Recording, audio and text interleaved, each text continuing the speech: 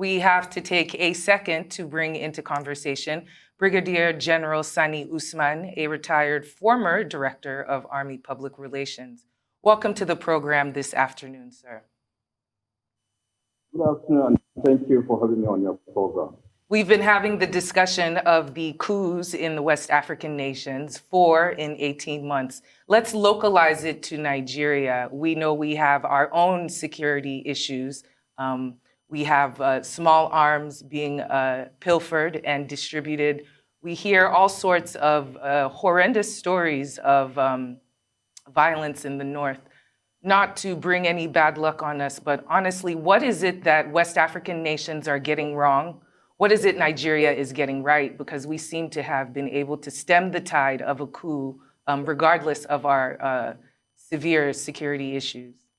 Well, when you talk about we and getting it wrong, I think you are talking about two different things.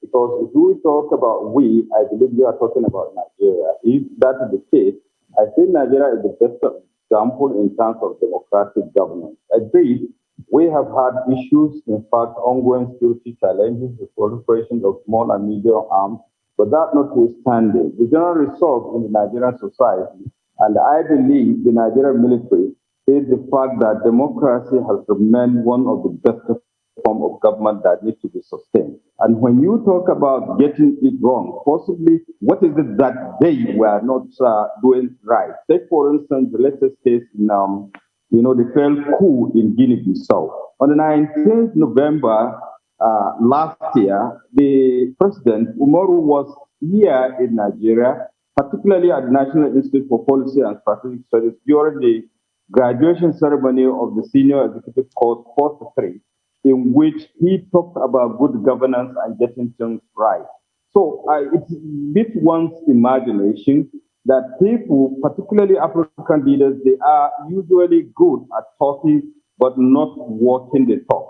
Otherwise, we wouldn't have had the attempted coup, because the issue of democracy is not something that you always talk about. It's something that you have to practicalize. And Nigeria has taken steps to do that. Take, for instance, way back 1999, there is a deliberate transformation program for the armed forces of Nigeria. In fact, it lasted for 15 years, between 1999 to 2015, in which, apart from additional changes and all the rest of the things, there were issues associated with reorientation, reforms and what have you. Hence, the change in doctrine and what have you.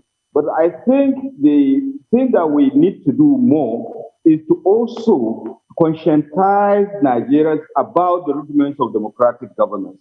And that's what makes the difference between us and them. Our armed forces are far more disciplined, more organized, and professional in the sense that they are so determined to defend the democratic governance in this country. We have seen several instances, and they stood to the occasion. Unlike what you have in a country with just 2 million people, that they cannot be able to do that, where the armed forces are not being paid as at when due, and the training is not there. And the fact that there is total, deficit of trust between those in government and those they are governing. Take, for instance, if you look at the issue associated with those 3 West African states that have had military coup within the last 18 months. Surprisingly, members of the public were even eulogizing them.